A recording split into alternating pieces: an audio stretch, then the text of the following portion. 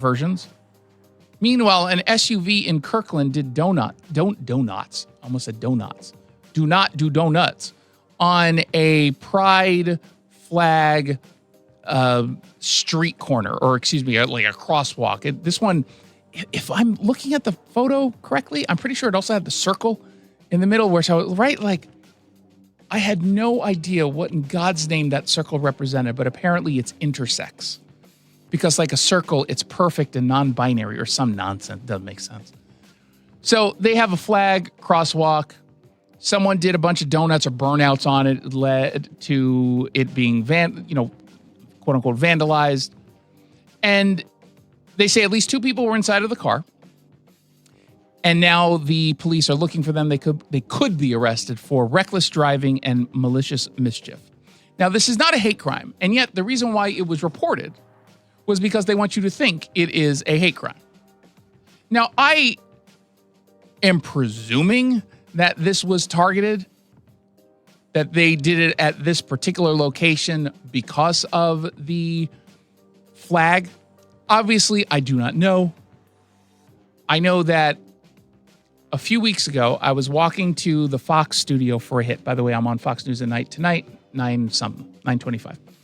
And as I was there, I thought I was about to be the victim of a drive-by shooting because a shady-looking car did a very, very, very quick U-turn as I was crossing the street, and then they went very, very, very slow behind me. And I looked behind me. I was like, that's shady. And all of a sudden, dude hits the gas and then just does a bunch of donuts. Just completely random, other than there was just no other driver around, and they could do it safely, or, as safely as they think they could do it. So that's the only reason why, just in the back of my head, had I not had that experience, I would say this is clearly a targeted incident, or almost certainly, and I'm still leaning in that direction. But if I didn't just have that incident, I wouldn't have just a little bit of a question. At the end of the day, it doesn't really matter, because here's what it is. They want you to think of this as a hate crime. They want you to think that this is due to hating gay people or trans people. It is not. I don't think so. I'm not going to go to that immediately, because I think it's due more over politics.